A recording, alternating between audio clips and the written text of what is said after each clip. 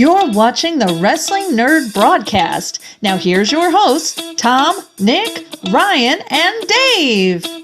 It's you, it's me, it's NRD.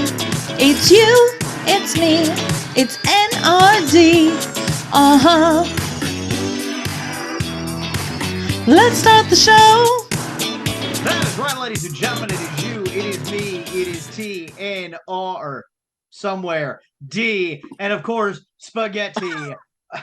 It's dinner time wherever you are. 7 a.m. Miami time, everyone. Buy the shirt on ProWrestlingTees.com. Welcome to the Wrestling Nerd Broadcast, episode 132. Tom's in heaven. He's had his spaghetti, and he got to eat it too.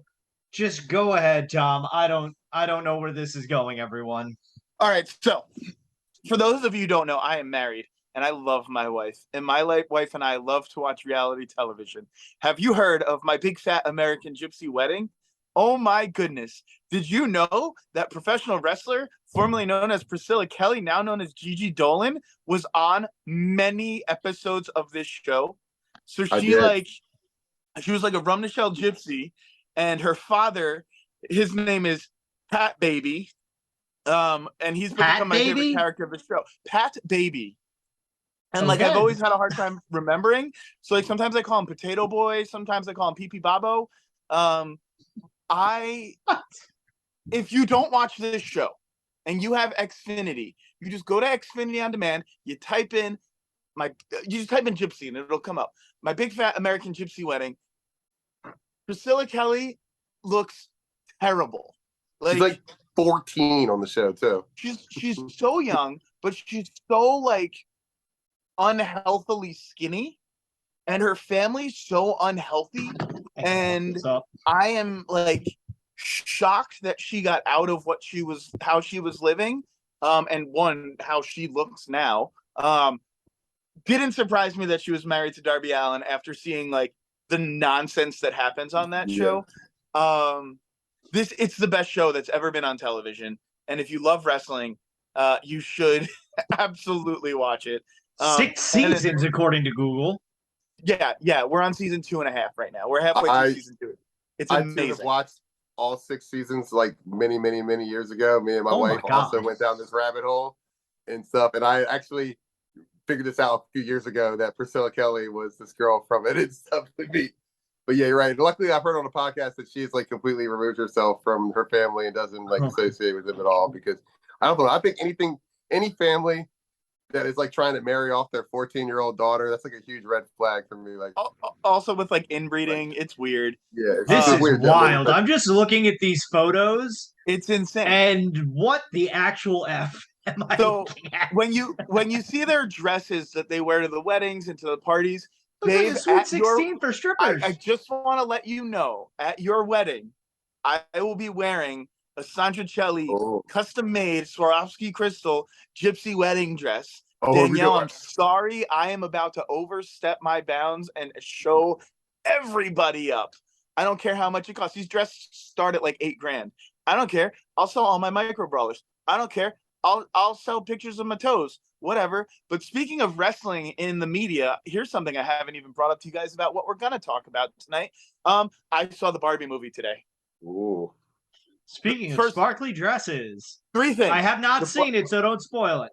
No spoilers. I'm spoiling one part. The Barbie movie was phenomenal and really funny. I have not laughed this hard in a long time. That's one. Number it's more 2, geared towards adults, right? Yeah, I was about to say, for us. It's like a kids movie. This movie is for us. Okay. Number 2, I didn't think Ryan Gosling was going to be the right person to play Ken. Phenomenal person to play Ken. I've got 4 things, actually. Michael Cera's character, Alan, phenomenal. I'm calling it now. Alan is going to be the costume of the year this year. But number 4, there's a professional wrestler in the Barbie movie as a Ken mermaid. I knew that. And his name is Jonathan Cena. I didn't know he was in this. So he pops up and I go, oh shit, it's John Cena. Yeah, that came around the waves to me last week. I found out my best friend John, friend of the broadcast, John Cena, is in the Barbie movie, and I was like, oh, you know what? I literally sent a text to Danielle. I was like, hey, remember how you asked if I'd have interest in the Barbie movie? I have interest in the Barbie movie now. Even if you don't think you would, I want you and Dave and Nick and anyone watching I'm never this hype about a movie. Go see the Barbie movie. This is the first movie in probably 2 years that I've left the theater saying, this was worth my money. I actually want to see it again. Wow. In theaters, you would see it again. In theaters, I would see it again. Wow. What did you bring any snacks with you? Did you get any at the concession stands? Oh, yeah. So we always get a popcorn, but I went to the Walmarts beforehand and I got Haribo Twin Snakes. I got Raisinets. Really? I got Sour Mike and Ike's. I got peanut butter M&Ms. I got Twizzler Pull Peels. I had a whole bag full of candy. You know what they do at the movie theater by me in Poughkeepsie? They check bags, like so you can't be putting snacks in you there. Hear? So that's why I put it in my back pocket. If you want to take this candy from me, you're gonna give me something in return. All right, I got a story, and it's not wrestling related, but it's about bags and movie theaters. And we just told it today to my friend Rebecca. So Teresa and I worked at a day program for adults with disabilities. One of our favorite clients, I'm not going to say her name, was blind and used the walking stick and everything. And we'd always take the clients to the movies, and we'd always bring in a full backpack of candy. And we'd go to the blind girl and say, "Hey, what do we say if someone says, ma'am, I need to check your bag?" "No, you can't. I'm blind. Leave me alone." And she thought it was the funniest thing in the world. And anytime we went to the movies, she would be like, "Oh, we have to load my backpack with candy, right?" And it was like she was the biggest practical joker in the world. And this girl was, she was a grown woman. This woman was so funny and just loved it. So we'd be in line. No one would bother her. And she'd say, "No, you can't look in my bag. I'm blind. I need an adult." Is that really a thing? That must be like a northern thing or something that they're checking your bags. No, they definitely. Well, this theater is the only one I've been to in which they've checked your bags and whatnot. Like they've literally they've taken. I think it's more of a security thing, like checking bags kind of thing, not to like see snacks. They want to make sure, like with like the movie theater shootings that have happened, like they want to make sure nobody's bringing anything in. I do have another movie theater story that's a little disturbing, depending on your take on this. But I'm not going to say who, but I know somebody who worked at a movie theater when the 50 Shades of Grey movie came out. And when they had to go clean up the theater afterward, they had a box of adult toys that were left behind. Not a couple. A box full. You're going a different direction here. No. But they had a box of adult toys that had been left behind, and they were like, "What do we do with these?" And the boss like, "Throw them out." Nobody's coming back the next like, "Hi, yes, I left some marbles on a string." No, I left a cucumber here that's got batteries. No, not doing that. No one's getting that back. Yeah, that might. Once again, I live in Florida, and that probably would happen here. People would probably come back. Be like, "Where's my box at?" I mean, But tell me a good movie experience, Dave, or Tom. Maybe not as good as Double or Nothing in theater. Isn't that the one we went to? Wasn't it Revolution? We saw Revolution. There we go. But so back on wrestling real quick, because we didn't even discuss this. This is what we're going to talk about. Blood and Guts was a good event. Yeah, I liked it. Straight through, like good event. I understand they put the Britt Baker match on just to have a women's match, so it was quick. But like straight through, I was mostly invested in the entire time. It was good. My biggest gripe, and we talked about this in our Patreon chat, patreon.com/WNRDB. Why is that match not commercial free? Yep. Like, come on. It was so annoying. You give a match an hour. Like, geez. Like, I understand, like, there's, like, obviously, Matt Rudd, friend of the broadcast, was there. And I know people need, like, some breaks. Nobody can be high on a match for an hour. I mean, that's not fair.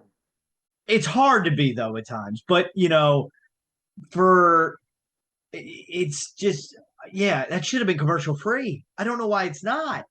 Yeah. Like, that should be the one night a year. Just that hour. I'm not asking for the whole episode of Dynamite to be. Just that one show, with that one match, and that's it. And you can make it, because I don't think they do that often enough. I know they've done it a couple times where, like, the first half hour of Dynamite will be commercial free or whatnot, And if Tony Khan can put up the money, he said he paid more than a wrestler's yearly salary for Bryan Danielson to come out the Final Countdown at the pay-per-view. Yeah, seriously. He can afford to like not have paper or have commercials for an hour. I mean, sign the check, Tony. Well, I feel like they did have a Blood and Guts that was commercial free. That might be like a network thing though, too. It might not be his call.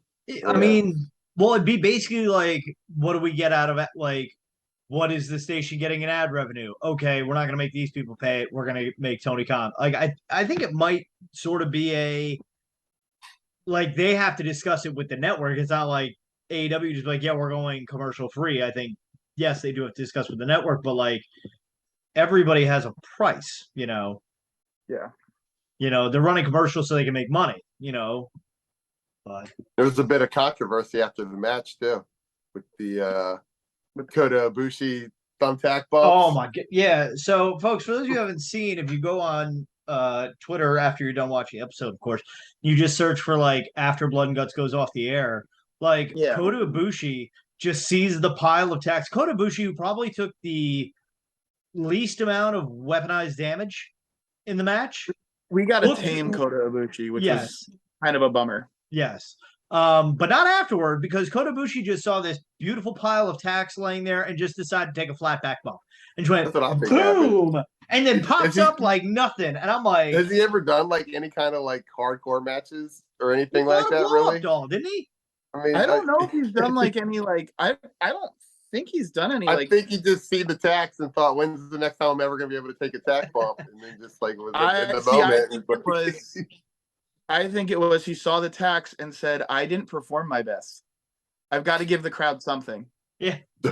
There's somebody here who hates me. I need to make sure that they get their money's worth. Boom. Meanwhile, like if I got a paper cut, I'm like dead.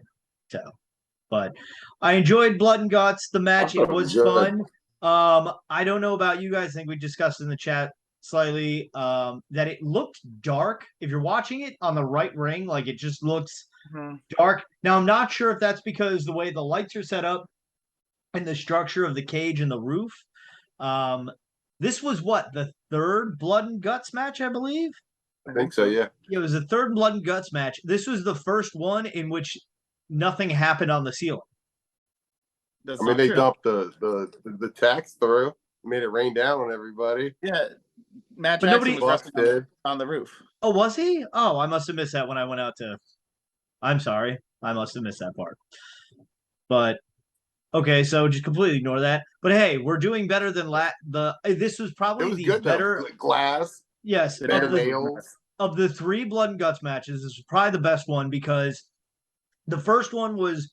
The ending was ruined because Chris Jericho going through that cardboard metal and they were just hyping it like, oh my God. Like, no. Now, obviously, he went through a crash pad. We don't want anyone to die, but like, don't hype it up like, oh my God, he went through the worst thing ever. And then last year was kind of brought down because Ortiz got hurt. Oh, no, I'm sorry. Santana got hurt like 10 minutes in. And they had to like kind of roll around that, which stunk. So, but like, so this one... nothing really marred this match for me, and I enjoyed it. Tom, you look different. I didn't love the ending of Mox just calling it. I expected more out of Ibushi, and I love Ibushi. He's my favorite. There was a couple spots where like he went to kick someone and like they sold it, but it was clear there was no contact. Yeah. Which I get. That happens. I just feel like we got the American wrestling version of Ibushi and not the Japanese wrestling version of Ibushi. You got what they showed on when he was part of the Cruiserweight Classic a few years back on WWE. You got that version of him with a little bit of hardcore to it. It was just he was a little too watered down, and I think I would assume it was probably just jitters. Your first appearance in American like big wrestling, we'll say, is a main event with 10 people in 2 cages. Like, I think the funny thing I saw was like Kenny's getting his ass kicked during it, and then Kota comes out and he's like taking in the adulation of the crowd, which he should. But at the same time, I just saw somebody like, why is Kota Ibushi acting like Jeff Hardy did when he came back to save Matt? And they showed like the gif of like where Matt Hardy's getting his ass beat, and Jeff Hardy comes out, still does this move. I'm like, dude, go help your friend, get out there. Yeah. Overall good time though. Yeah, it was fun breaking down like Pac's like, I'm out of here, and then all of a sudden he's getting a world title shot against Cesaro for the Ring of Honor title. I have no idea what even happened on that. Takeshita's out of here. Takeshita's out of there, and that I'm glad they did that to an extent though, because they drew a line of like, is Don Callis a part of the Blackpool Combat Club? No. So now they've officially like put that line in the sand there. Like he's not part of that.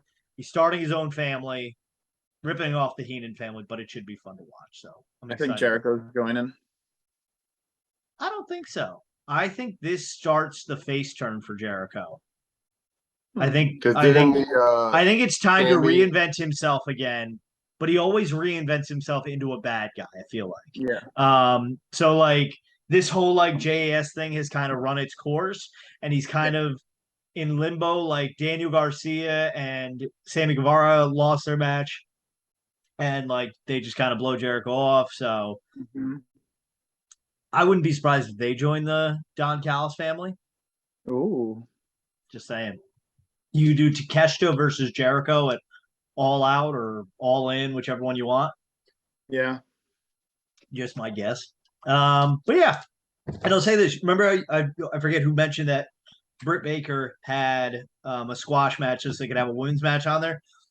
The one thing I do like is that what's her name? Ty Valkyrie, when she came out on after her match on Collision, was like, yeah, you had a match this week, but you beat an extra. I beat an actual wrestler. I'm like, oh, okay. Way to build up the AEW wrestler that just lost. Yep. And still, but acknowledge what like fantastic. So yeah, that was good there. Yeah, good week of wrestling, I'd say. Yeah, I didn't watch really much, but Twitter. I've been following this chick Wheezy Blonde on TikTok who does like live watches a bunch and posts like bits and stuff. And she posted like the Uso versus Roman Reigns like sit down thing, and Solo went to go after Uso, and Roman like held his arm, and then Uso super kicked him, and they're doing like a Chief Rules match, which I guess is they can't touch each other before the match, and then there's like no rules, I guess. That's just combat. I've seen other people post in different groups like, this is the storyline of the year. This is the storyline of the year. No, I'm sorry. Like the Bloodline storyline is the story of the year. Period. Like it's so good, and I hate Roman. It is so good. There's nothing else that's comparing to the storyline of the year for this. This is the best thing they've done in years in WWE. I would say probably since the CM Punk John Cena build to Money in the Bank in 2011. Like this, it capped it. Like you hear about Roman, like you want to find out what he's doing. Like I'll say this: I'm usually busy on Friday night, so I don't really get to watch SmackDown live. Nice like a brief, yeah, exactly. But like, but the next morning, I'm watching the reviews and I'm like trying to find watch what did Roman do on SmackDown if he was there, obviously. Like because that story has just developed organically and naturally this entire time, and yes, you could have had a nice, easy put a bow on it with Cody at Mania, but like now there's so much more life to this, I feel like, and they could keep going till Mania, and I'm not against it. I know. I thought I'd be over it, and I want more. No, I want it on Raw. Like that's my one complaint. I wish it was just on Raw so I could, and maybe that is why I haven't gotten sick and tired of it, because I haven't watched it live every week, but it just keeps going because at some point Roman and Solo have to go at it, and Roman and Paul have to have a opposite views on something. So, and eventually, Jacob Fatu will come into WWE. I bet. I saw Umaga's son had his first wrestling match. So we've got decades of stories. Mad at him. What's that? Aren't people mad at Jacob Fatu? Wasn't Oh he yes, stealing he money no from, like, showed. Yes, he no charity showed a thing? charity event or something like that. So, which is right up Vince's alley. By the way, do you know what popped up on my Twitter feed today, or What? my Facebook memories? Vince McMahon retired 1 year ago today at time of recording. Remember as well. remember when we had such high hopes for Vince retiring? Like, oh, it's a new day. Yes, it is. Then we got to There's still no New Day January. podcast. What's that? And there's still no more new episodes of the New Day It's podcast. unfortunate. Get well soon, Big E. So yeah, Vince McMahon bringing dark days back to wrestling. And speaking of dark days of wrestling, Dark Side of the Ring happened last week or this past week. Abdullah the Butcher was on, and probably the best episode of the season, at least in terms of the fact that at the end I learned something new that I didn't already know. Um, they've had. I'll say this: I've been slow with watching Dark Side this year because I don't have Vice TV, so I've had to find episodes on YouTube. Unfortunately, they're there; they're accessible. But so Chris Candido didn't really learn anything. Doink the Clown didn't really learn anything. Um, and not saying they're not educational, but they are, and they're, I knew the story already. Whereas the Abdullah thing was interesting and controversial in spots. We had a difference of opinions in our pre-show talk. Well, no, just in terms of what we discussed earlier. So, the thing that caught my attention was at the end. What was the indie wrestler's name again? Hannibal. Hannibal. Yes. So Hannibal was an indie wrestler in the early 2000s who had a match with Abdullah the Butcher, and had Abdullah gig him. For those of you who don't know, that means Abdullah made Hannibal bleed. He bladed him. So Abdullah had bladed earlier and then used that same blade to gig Hannibal. The problem here is that Abdullah has hepatitis C. So somewhere in there, he I don't know what the exact phrase transmitted. Thank you. Hep C to Hannibal. So Hannibal, unbeknowing at the time. So eventually Hannibal gets a shot with WWE, and they do like the medical, physical stuff and whatnot, and they do blood work, and they go like, yeah, unfortunately, you have Hep C. We can't take you. It's too much of a liability. And so that's where our debate ensued somewhat, because then it comes down to Hannibal suing Abdullah not showing up to court, I believe, because he claims he doesn't know how to read or write. And jokingly or not, the thing that even Mick Foley said was like, he could read a menu. Like, so he's got to have something, right?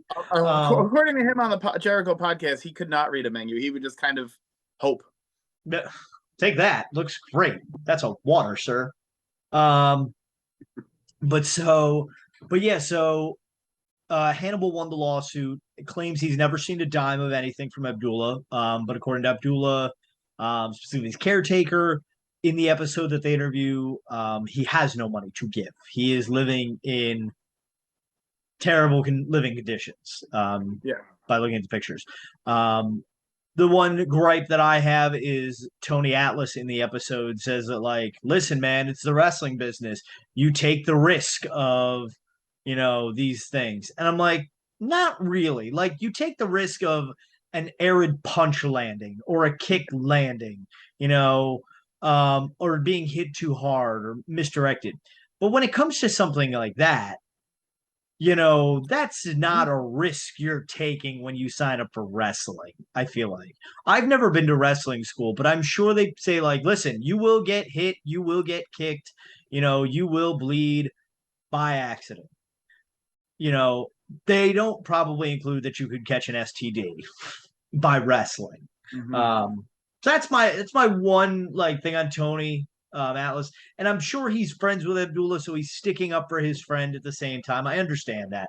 But yeah, at the same time, it's like, I'll let Nick speak on this, but this is what happens when you don't do the gig job yourself, you know.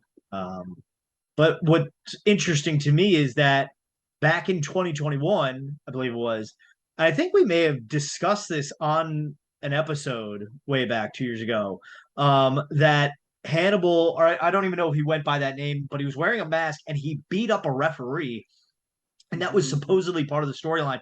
But like he went way too far and like busted this dude's head wide open in so many spots and was then sued. And I was like, oh, I didn't realize that was that guy. Like, oh my. So, but yeah, no, it was a good episode. I did enjoy it. I recommend anybody that's interested in Dark Side of the Ring to check that one out for sure. So, Nick, what's your take? Yeah, I mean, is my audio working all right? yes, it is. Okay, I wasn't sure.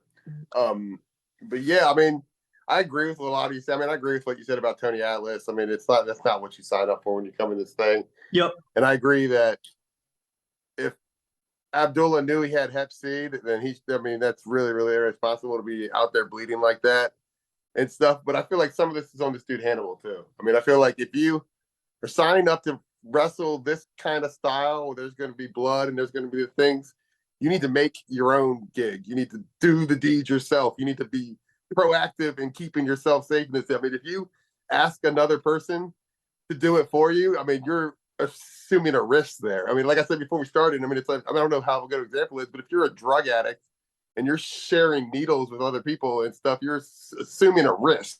Anytime you stick anything into you with the other people have used, there's a risk in there, and there needs to be some kind of like personal accountability from Hannibal. I feel like in this situation too.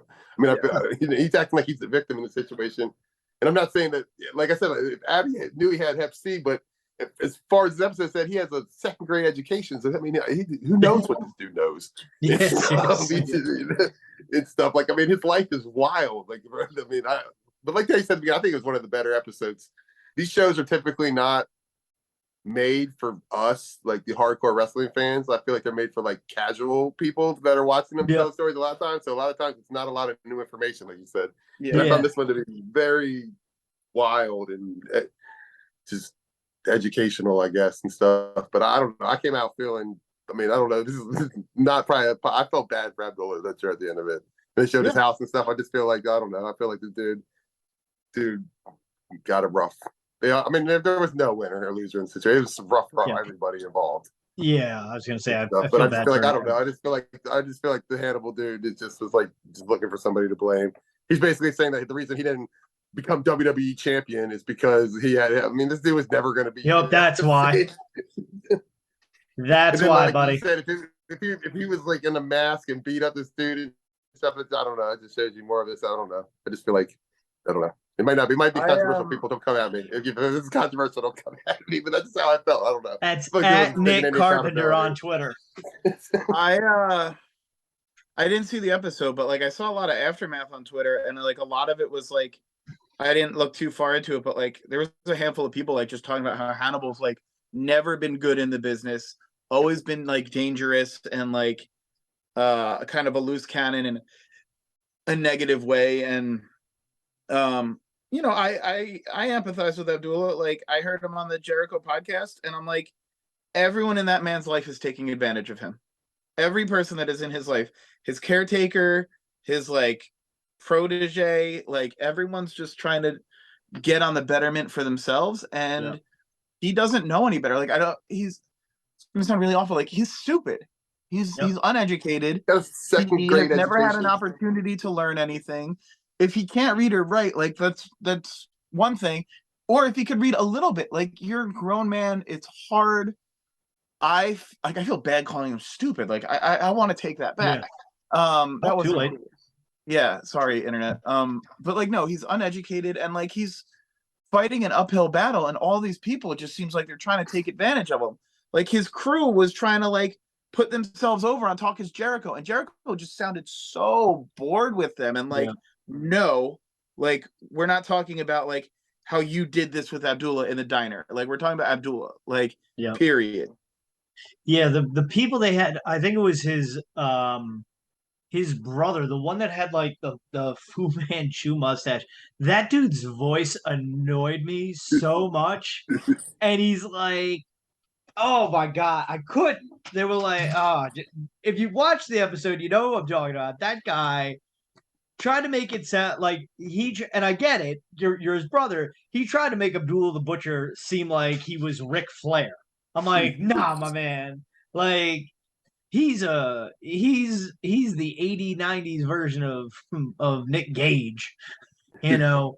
But yeah, and I'll say this, when they're interviewing Abdullah, it's hard to watch just because like his head bothers me. Yeah. It He's in looks bad shape, like a too. folded up football. It's like, oh, I mean, obviously you saw that when you had New Jack as well. New Jack's, oh God.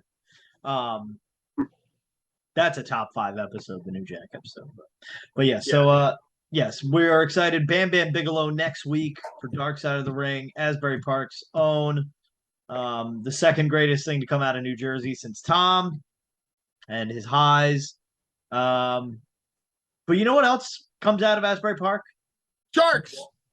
I was gonna say the ocean, and in the ocean are sharks, but sure, that works. And speaking of sharks, we got Shark Boy as a micro brawler. I don't know about anybody else who got one here. I know I did, and I was super hyped because I'm pretty sure on like episode 2, maybe, I think I called for Shark Boy. I think one of us did. I don't know who he is. What's that? Come on. Oh, Shark, I don't know who he is at all. Love me some Shark Boy. Shark Boy, for those of you who don't know, was a early TNA original. He wrestled. I'm pretty sure he's in the same True Life I'm a Pro Wrestler episode as Rory Fox. Ugh. We won't go there. Friend of the show, Rory Fox. Yes, friend of the show. Proud friend of the show, Rory Fox. Not a friend of the show. Oh, whoa, jeez, Tom. Put that shark blade away. Maybe we get Shark Boy on the show. Like, maybe. Oh, shell yeah, I'd be here for that. But so yeah, Shark Boy was a wrestler. What's that? Go ahead. I was gonna say everybody at Shark Boy, tell him to come on the show. Oh, shell yeah. But yeah, no, Shark Boy was a wrestler in early TNA and wore a shark type mask that had a fin on it, wore like a blue outfit. He was like a luchador.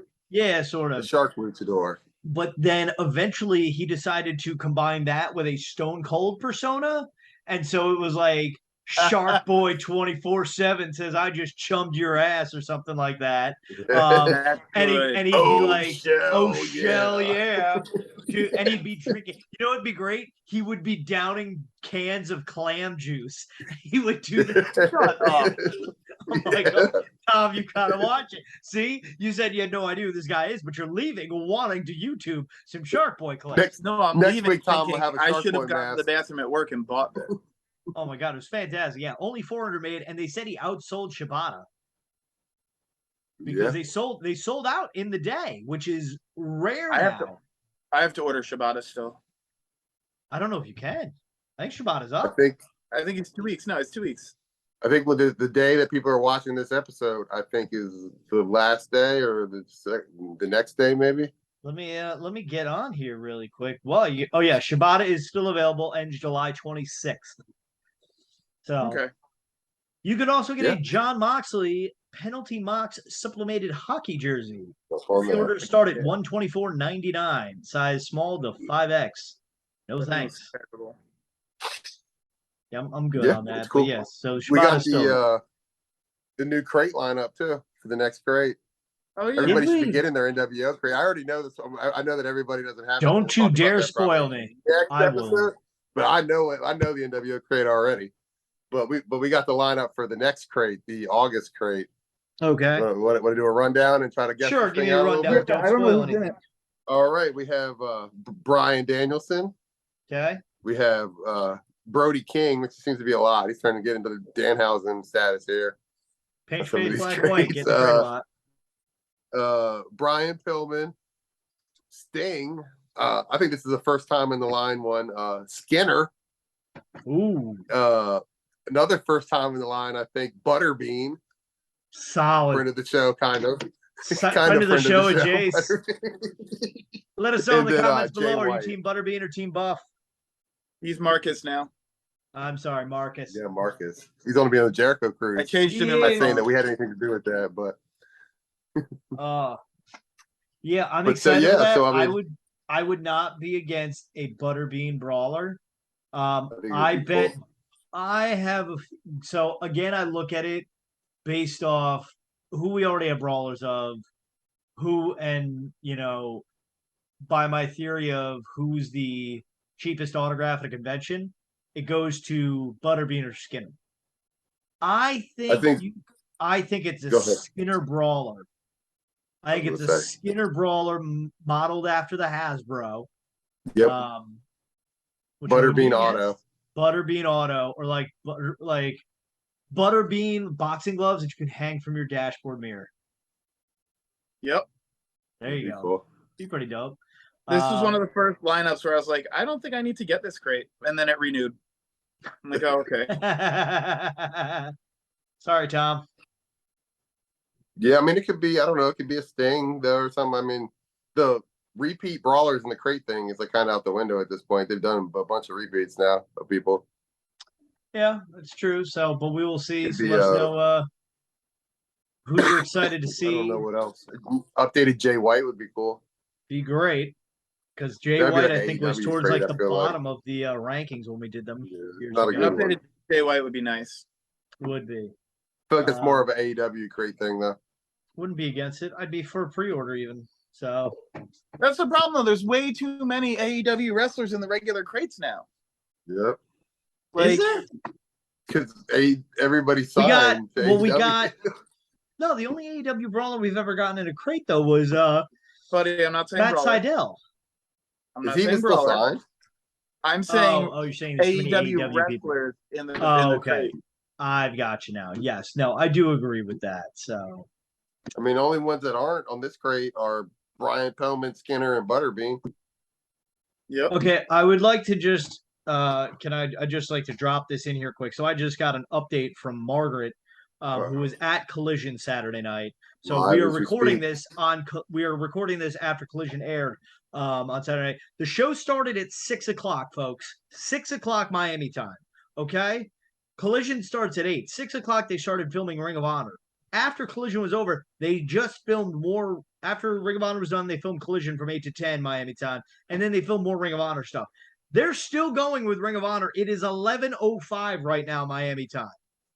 Holy crap. That's 5+ hours. This is why I said I'm probably not going to Dynamite Grand Slam in September, because when I've gone the last 2 times, you had Dark and then Dark Elevation, and then you had 2 hours of Dynamite, and then they made Rampage 2 hours as well. So it was 5 hours, and I was just done. So not to factor in and then you factor in the fact that I have a 2-hour commute home.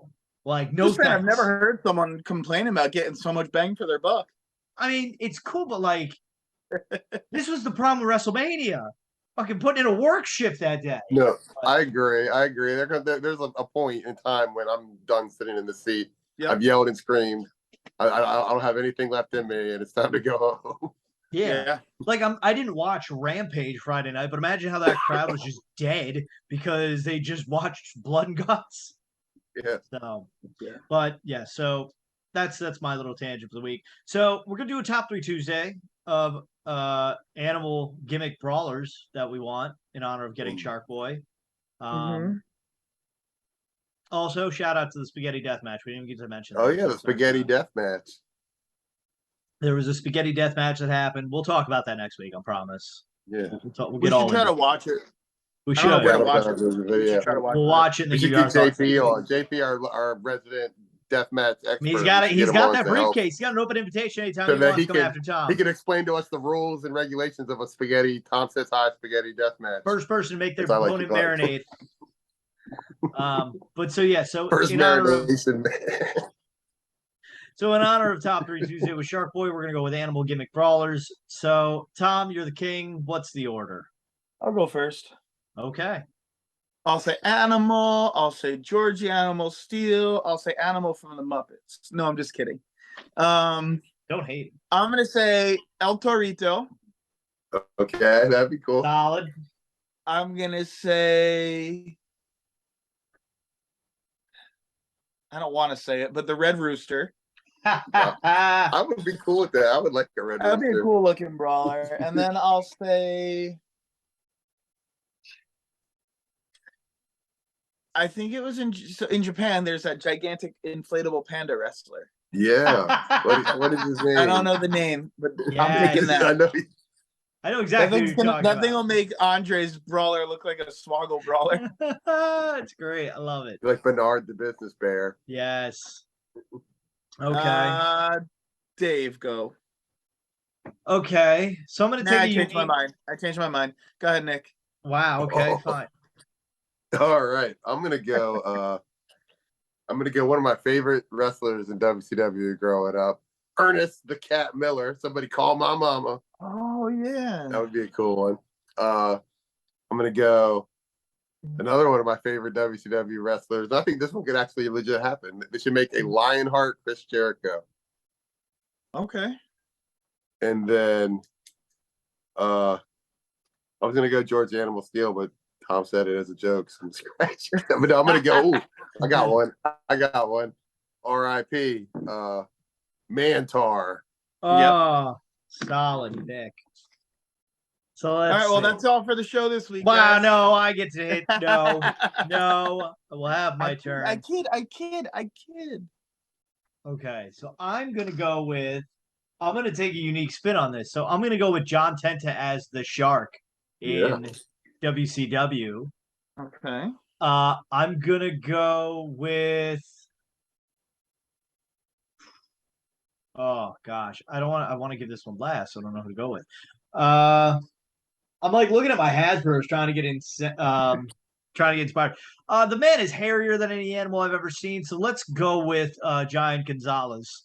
But I would like actual fur on the brawler, not just all rubber. Put some fur patches You think a on it. Bigfoot? I guess that's an animal. Bigfoot is an animal. There you go, Bigfoot. Sasquatch. And then let's go with, and I think it's going to happen eventually. We're going to get a Panther on the T-shirt. Rowdy Piper wearing the Panther T-shirt. Wearing the black shirt that we got in that crate a few years back. Way to kill the value, Dave, of the other one. You're all welcome. Hey, Billy Gunn's retiring, everyone, potentially. Make sure you get high value on those Billy Gunn brawlers. So yes, that is going to do it for this episode of the Wrestling NRD Broadcast. Make sure you leave your comments in the comment section below on the brawlers you want to see. Let us know your thoughts on Dark Side of the Ring, spaghetti, pasta, and all that good stuff. Don't forget to hit that subscribe button. Of course, join us on Patreon, patreon.com/WNRDB. You can join us for $1 a month, and all the proceeds help this broadcast keep it ticking. Check us out, ProWrestlingTees.com/The Wrestling NRD Broadcast, and that is nerd spelled N-R-D. Get your own Miami Time t-shirt in black and white. Check us out on all the platforms, social media, Facebook, Twitter, and Instagram, WNRDB, The Wrestling NRD Broadcast. And like I said, again, please, if you have not already done so, look at that bottom underneath Tom. There's a button that says either subscribe or subscribe. If it says subscribed, thank you. If it doesn't say that and it just says subscribe, what are you doing? I'm licking the button. There you go, everyone. So wash your hands. Have a good time. So yes, until next time, on behalf of myself, DaveCTheVoice, the founding father, Mr. Nick Carpenter, the king of the nerds, His Royal Says Highness, Mr. Tom Spaghetti. Don't forget to tell your mother you love her every day because like Kevin Durant's mom, you're the real MVP. Good night, everyone. And God bless America. Love you or something.